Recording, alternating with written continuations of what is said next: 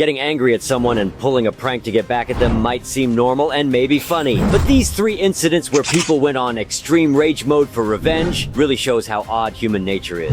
Going inside the realms of Reddit, I've come across user SCP-682 who had a friend named Marco. Marco was a small, skinny kid, a little bit nerdy but quite happy. Marco's great time ended when a much bigger kid, who we'll call Polo, started to pick on him. Polo wasn't using classic, harmless pranks. His methods were sharing black eyes, ripping backpacks, and stealing. These were all used on Marco. The main problem was that Polo had his parents well infiltrated around the school. So each time Marco reported the incidents, he was ignored and accused of lying. This led to him getting a suspension even if there was clear proof of Polo's nasty actions. After serving his suspension, Marco came back to school with a big bag of gummy bears to share with his friends. Our boy Polo saw the opportunity of his life and quickly ripped the bag out of Polo's hands, devouring the gummy bears within a few seconds. As Marco cried and begged him not to eat them, that only convinced him to eat more. Joke's on him. That was all Marco's plan. You see, while serving his suspension, Marco cooked the stinkiest revenge plan someone can ever bake. He went through all the possible resources he had just to learn that Polo had a very serious bowl allergy caused by artificial sweeteners. All the gummy bears were sugar-free, containing only artificial sweeteners. Through the day, Polo continued to devour the bag relentlessly. Not long after that, he sprinted to the bathroom, with a dubious brown stain running down his pants. After that, he wasn't seen anymore, and people started to talk about how the toilet was completely dismantled after his visit. When he did return, he was entirely exhausted, with his face swollen, bruised, and wearing an eye patch with his other eye bloodshot. Apparently, Polo had battled himself so much that he remained partially blind in one eye.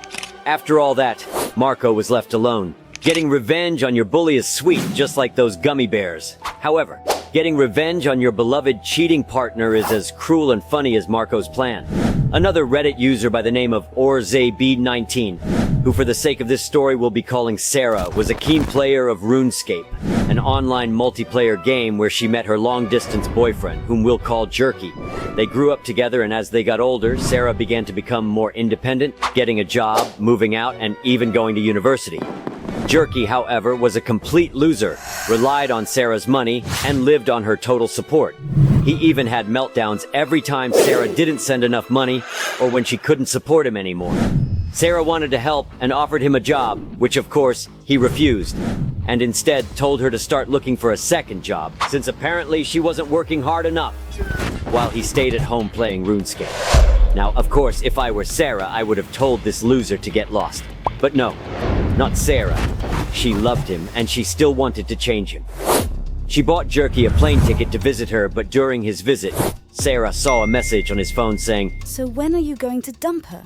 Thinking that she must have missed out on some serious context, Sarah waited for Jerky to go to sleep and go through his phone. And of course, just as expected, he was cheating on her by flirting and sending spicy pictures to another girl. This guy already had plans made with that girl on how he would leave her and run away with that girl and give her anything while he was dependent on Sarah and her money. She also, unfortunately, saw how they made fun of her spicy pictures and how they mocked her through messages. Sarah was destroyed. She wasted her time with this thing only to get humiliated. For the rest of this trip, Sarah continued to act like nothing had happened and pretend to be as lovely and kind as always. Until, after Sarah dropped him off at the airport, she returned home. And that's where she logged into RuneScape. However, not on her account. On his, as he left himself logged in, allowing her full access to all of his 14 years of hard work and progress. And in about an hour or so, she had removed every single little coin he had left on things you could only buy and not sell, and destroyed his account completely. And after changing his name to "These words are censored and cannot be displayed in this video." In a few hours, her phone blew off. Every single thing that Jerky worked for was now worthless and down the drain. Jerky was destroyed. He insulted her in every human word possible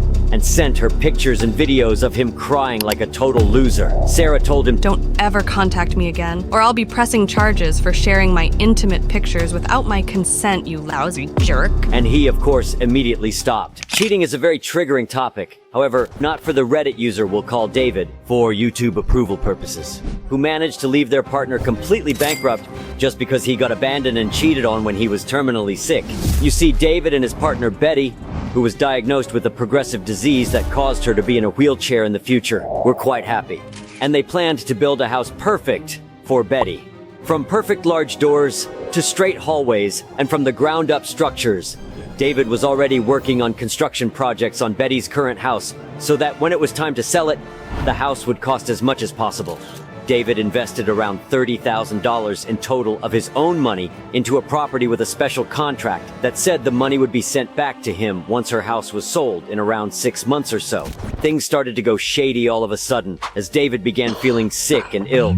Really ill. He got diagnosed with a tumor the size of a golf ball in his stomach. It was treatable and could be removed with surgery.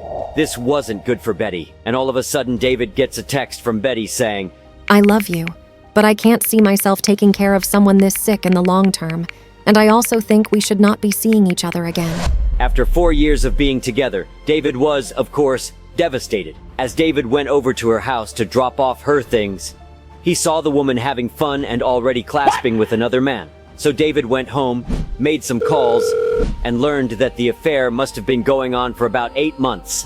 At the same time, they started making plans for their home.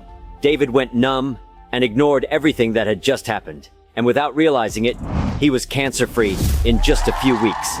As he was cleaning his house, he came across an old invoice stating $30,000 addressed to Betty. This is where revenge enters the story. After consulting with his lawyer, he also learned that Betty was now selling her house, clearly hoping that she would buy a better, more suitable one. She didn't know that David was going to burn her pocket with the due invoice, legal fees, and the settling of her mortgage. She was now left almost bankrupt. Now that she had nowhere to go except to move in with her daughter, she also had to quit her job because her disability got worse. A year later, they ran into each other at the store. She looked exhausted and burned out, and she was now in a wheelchair. Hoping to talk to him, David ignored her and went on with his day. A week later, Betty calls him and asks him to forgive her, telling him how sorry she is and begging him to take her back. That's when David gave her the low. He told her, I'm sorry, but I can't see myself taking care of someone so sick in the long term. Goodbye. She shuts off completely, and I don't think she'll ever recover from that. If you enjoyed the video, hit the thumbs up button, and most importantly, subscribe to our channel to be part of our gang and never miss out on fresh content.